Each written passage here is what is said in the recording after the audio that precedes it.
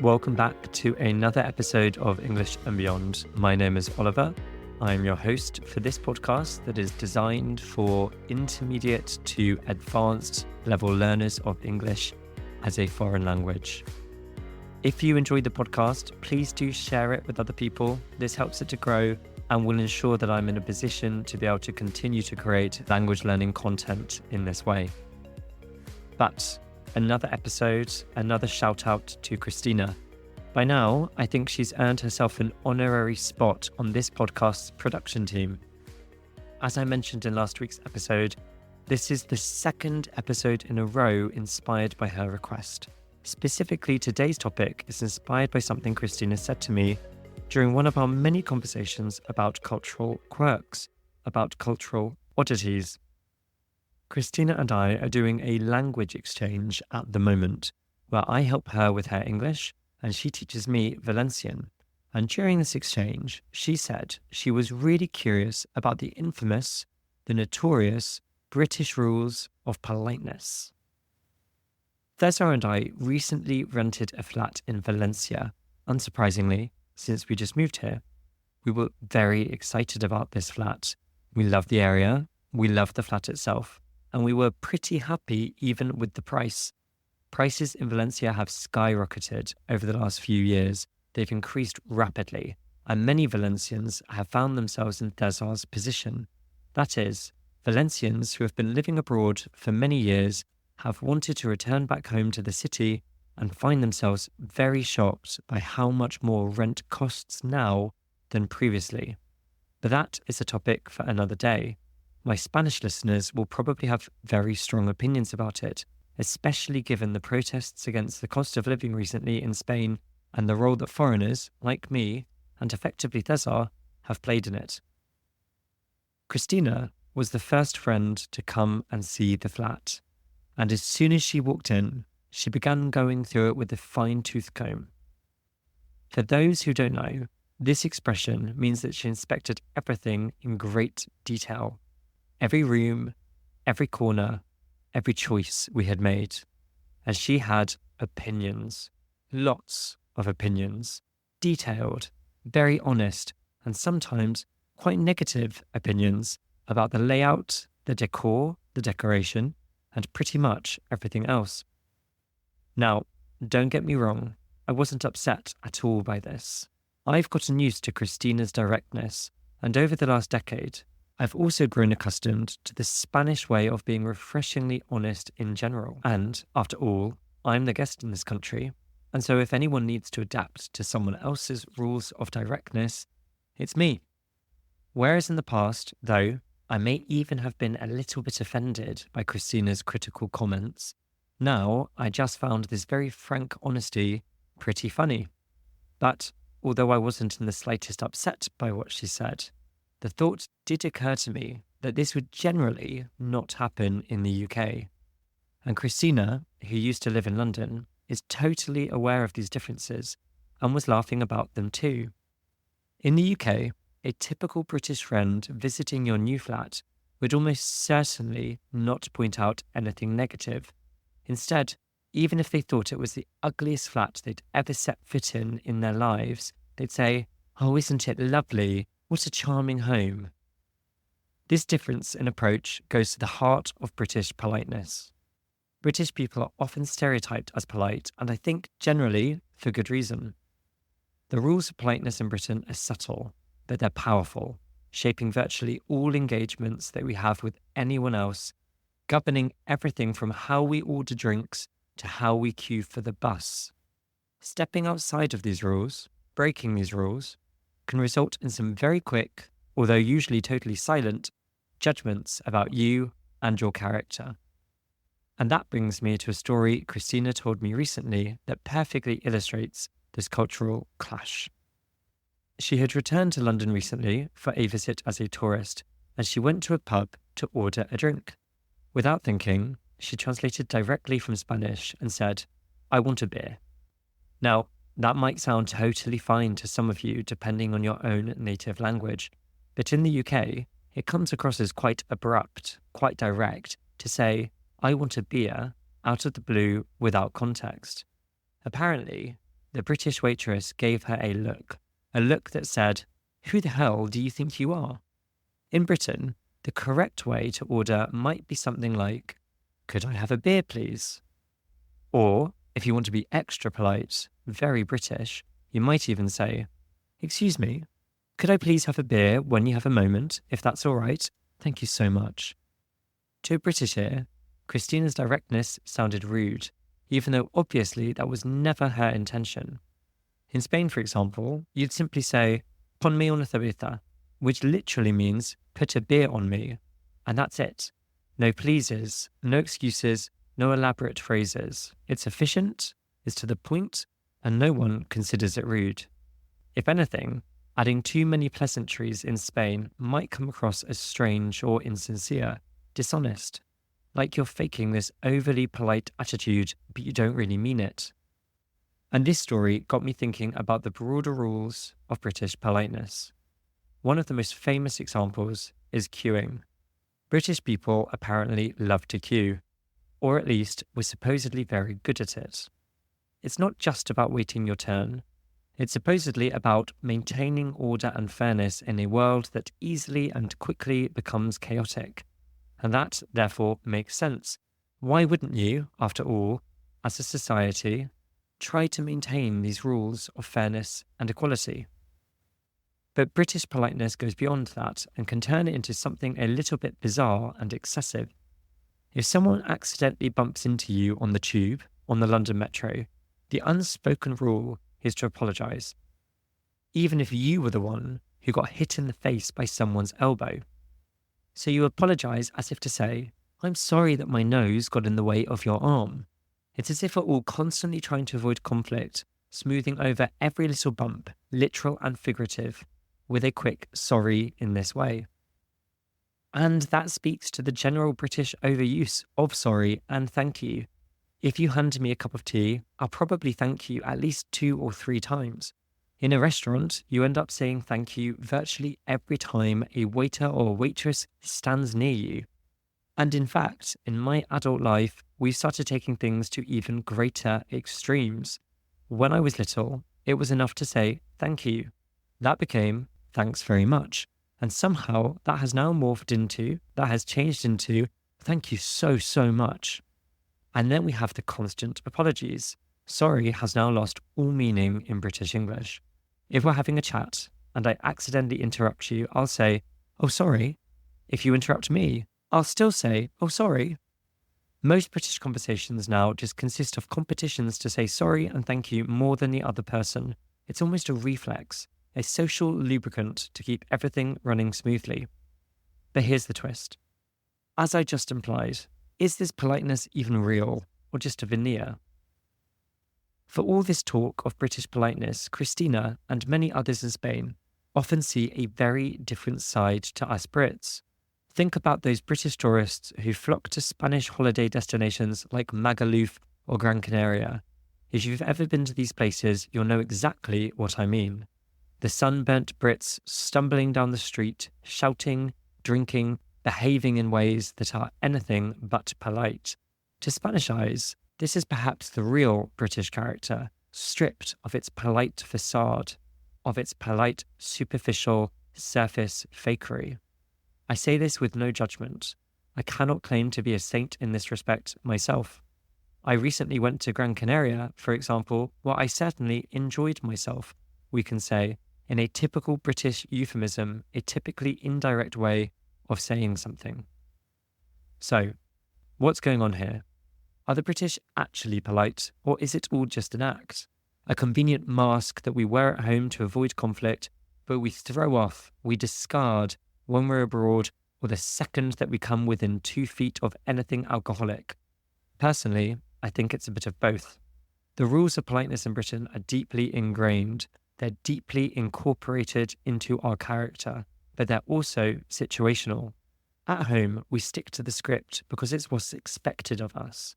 But abroad, especially on holiday, we sometimes throw those rules out the window in the name of fun or excess, or possibly as a release from that repressive politeness at home. Ultimately, I don't think British politeness is fake as such, but it is often exaggerated. It's a social tool that we use to avoid confrontation and keep interactions pleasant. In contrast, Spanish directness might seem rude to us Brits, but it's actually about honesty and efficiency. Both approaches have their strengths and weaknesses, and understanding them, experiencing them as well, is one of the joys of living between two cultures. So, listener, what do you think?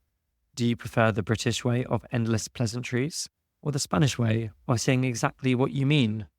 Let me know by sending an email to oliver@morethan.a language.com. But in the meantime, let's hear from César, a Spanish Brit or a British Spaniard, who may have, therefore, a unique perspective on the matter. So, César, you've got 2 passports. Mm-hmm. You're British and Spanish. Yes, I am. Who's more proudly? Who's more polite? Well, British people, obviously. I mean, Spanish people. I don't think Spanish people are rude, but we definitely come across as more straightforward, more direct. But I love British indirectness, though. As someone who doesn't like very much conflict, it's very easy for me to deal with it. It is true. I think in the short term, in a specific moment of conflict, it's good. It's positive to have this assertive, let's put it that way, assertive way of expressing yourself. But maybe in the long term, it's worse because you cannot really build relationships or... No, well, not really. That's a bit strong. But I think British politeness is used mainly with strangers, right? Not with your relatives or your partner. I think it's more just for social encounters where you don't know the people very well, which is good. I think it creates less friction, it creates less conflicts. So I like it. I really like it. I miss it, actually. Like what I told you last week, I went to the medical center to do my registration in Spain, and the system didn't work, so people had to queue like in the old times, like back in the day, and so everyone was skipping the queue basically. And one woman got really angry, and she was like, all these old people jumping the queue, not respecting the queue. And one guy who felt she was talking about him turned around and said to her, "Stop it. I'm not old, first of all.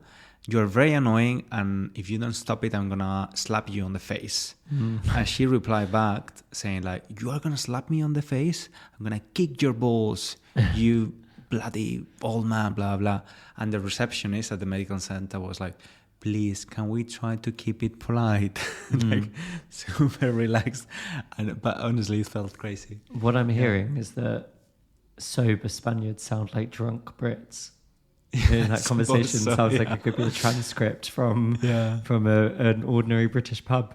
Like, basically, it sounds like British people drunk failing to queue at the bar. Yeah, that's why Spanish people drink less, I guess.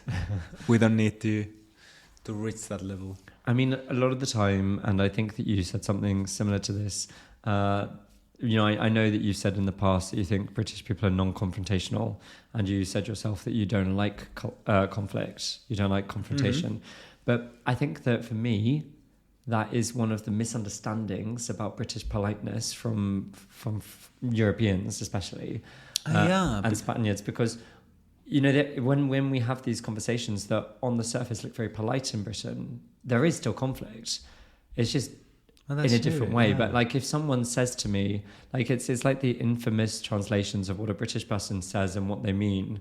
If a British person says, "Oh, that piece of work you did for me was really interesting," any British person listening to that knows they don't mean it was actually interesting. They mean that it was diabolical. They mean that it was totally nuts, and you are going to change it now.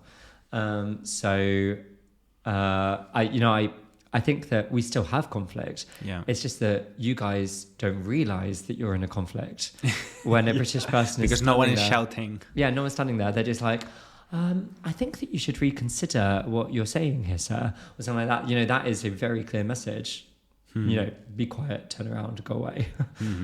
So there is conflict. It's just and different. actually, you're a really good example of that because you're extremely polite, but you play really well during conflict. Like you don't avoid getting in a heated debate, for example, right? But you keep it polite. Yeah, like when we were arguing. And you've learned to be even better. Yeah, maybe. I don't know. I think if you do that in different contexts, which is basically being even more polite in a conflict, in an argument, people would read it as being passive aggressive, and that would annoy way more the other person than if you just shout and move your hands very quickly. There's a smugness to it as well, isn't there? There's like a self-satisfaction to being very polite and being very calm. Definitely. In the middle of a discussion. Yeah. So, yeah, I mean, I can imagine that it would irritate people, for sure. I mean, as you said, in arguments with friends and things like that, I definitely have a different style of arguing with strangers and with friends. With friends, I think I'm actually quite intense and borderline aggressive. Yeah. Whereas with strangers, I think I definitely, I'm talking about like if we go out for dinner with people we don't know very well, I think I definitely incorporate a lot of British politeness into the often quite critical things that I might be saying, or I don't know. I guess it depends on the topic, but yeah, I would say so as well. And what about lying? Because sometimes in order to be polite, you have to lie. Or give excuses that are actually a lie. When I did my university interview, because for Oxford you have to do for my subject you had to do a variety of different interviews, and I had a philosophy interview, and they said in the interview the opening question was, "Is it ever okay to lie?" And then they is there ever is it ever okay? Okay. Is it ever permissible to lie? And then obviously we had loads of conversation around my initial response. They ask you loads of follow-up questions. They ask you to defend your points. But that was actually the question that they asked me at my college.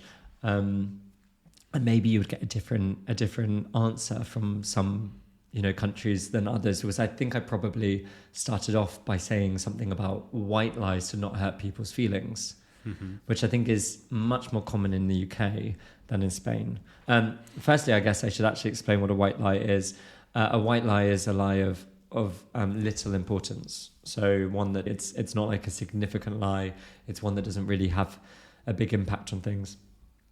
And I think that in Spain and in the UK, there definitely are different attitudes with regard to that kind of lie where you might be lying just not to hurt someone's feelings, especially about things like looks. Because I know you've talked in the past about when you're a teenager, that your family members, not your immediate family, but the extended family could be very honest about kind of your weight and things like that. Yeah. And requested opinions about my body. Yeah, exactly. Unrequested, uninvited opinions about your weight and things like that. In a way that I think in the UK generally, parents and family members wouldn't comment on that kind of thing, or they might even lie to you so as to not hurt your feelings. Yeah. That's true. And that's one of our first clashes, or arguments was about that. When you called me fat. I didn't call you fat. Yeah. I said, I asked you actually, do you put on weight? And you because so instead of calling me fat, you were like, have you gotten fat? Well, I think it's completely different. Plus, for me, as a Spanish person, that question was completely normal because I grew up with that question being asked, many times in a way more aggressive, more offensive way. But you took it very personal. And then I understood and I corrected myself. I learned my lesson. And I understand why you were so bothered about it. I did take it personally. But I don't think I was deeply offended, but I can't remember now. I think you shouted at me, basically. I don't think I shouted. I remember exactly where we were. On the street at the crossing in Barcelona. No. It was in Barcelona. Yeah, it was in Barcelona, it was in my room. You took your clothes off, you were changing, and so I saw you in your underwear and you put weight, right? But Right. like in a cutesy way. This is a very different vibe to the episode. So changing the topic. Do you know, one of the things that I think is funny though, is that obviously when you're talking about an entire country of almost 70 million people, there's not one standard of politeness, things like that. And I think one of the funny things is when you are a non-typical British person in Britain, it's, you know, if you're non-typical in the sense of not necessarily that Britishly polite, then you interact with the world in a different way. And I was thinking of my dad, because my dad, for example, is very un-British in many respects. One of them, for example, I remember we went to Italy, to Rome, and my dad made us skip the entire queue. There was a queue for hours to get to the Vatican. We just pushed right to the front of it. And obviously no normal British person does that, but it was like scarring for me. I remember feeling so embarrassed, but he has a shamelessness that, you know, you know, with queuing of all things, normally a British person wouldn't do. And in fact, my dad, I think, really doesn't like queuing, or must not like queuing, because I also remember once on Christmas Eve, we were going to a shopping centre and there was a very long queue to get into the car park. And my dad just turned the car, drove over the grass the whole way over, and just like went into a spare space in the car park. I just skipped hundreds of cars. And no one said anything. I guess not. No. Yeah, I don't remember anyone saying anything in either case. But that's the kind of thing that he would do, but it's so atypical. And I suppose that, yeah, in Italy, if you try to do that, you know, the thing with the car, I think that the Italian drivers, infamous as they are, would go mental with the horns, quite right. Everyone would be trying to do the same thing. Yeah, there'd be no grass. It would just be loads of tyre tracks. Yeah, but in when you are the only person that is you know, willing to do that kind of thing, then I think that you get away with a lot. So it's quite useful to be different, I think, from the typical. Yeah, that's true. Do you think you're gonna become more Spanish? You're gonna become more direct, more straightforward, and less polite? I don't think so. I don't know. I guess it's one of those things that happens gradually over time, isn't it? Maybe I'll go home and people will just, well, I mean, it's Britain, so no one will say anything to me. Yeah. You know, they'll be saying to all of their friends, Oliver's become a bit direct. Although actually, the irony is that my friends already think I'm really direct. You know, most of my friends think I'm kind of like intimidatingly honest with my opinions, which you probably find a bit of a joke. But you know, they've said that to me in front of you. Well, I mean, you firstly you share a lot. You are a oversharer, no? Like you share private details very easily with your friends or family members, and also you are, I guess, you also share your opinions, but in a polite way, always in a polite way. I think it actually comes back to what you were saying before about how you treat strangers and how you treat friends. Because I think with strangers, I am really indirect. But with friends, I think I'm pretty direct. Maybe. Well, you come from a very big family, and I also that helps too. I remember a friend of mine, Daniel. He said to me that he came to me when he wanted someone to tell him, why the hell are you doing that? What a stupid thing for you to have done. You know, to give it to him real. And then he has other friends that he goes to when he wants to be told, oh no, you've done the right thing, even if he's plainly done the wrong thing. So I don't know. I suppose that these rules of politeness, such as they exist, don't really extend to real interactions, as you said. Exactly. I think you're right. Because it's only for strangers. In the long term, if your friends only tell you things that to make you feel comfortable, to make you feel good, obviously that won't have a positive impact in your life, right? You will never assess your behavior if everyone is saying you're right. There are loads of friends that do that, though. That will tell you what, and you know, maybe we need to talk about that another time. But there are loads of friends that will tell you what you want to hear here as well in Spain. Even though people are direct, I think there are people that will always tell you what you want to hear. Maybe. And I think that's separate from politeness. For me, thinking about the topic more now, ironically, because we've done 30 minutes of conversation on it, I think politeness, almost by definition, is something about strangers. No? It's about engaging with people who you don't have a deep relationship with. Yeah. I mean, you say sorry or thanks way more to me than if you were Spanish. But I agree with you. Yeah. Okay. Well, we probably should leave it here because otherwise we'll go over our time. Thank you so much. Thank you so much, César. Thank you. I'm sorry if I talked over you. No, I'm sorry. I'm so sorry if I talked over you. Okay, or if I said something, I'm sorry. Thank you, listener, as well. Thank you so much. Thank you. Remember that it would only be polite to give me 5 stars. Yeah. Or leave a comment on Spotify. A nice comment, a polite comment. Yeah. Oh, tell a white lie if you need to. Say it's the best thing you've ever heard. Don't be honest. And have a lovely day, week, evening, whatever time it is. Life that you're listening. Bye-bye.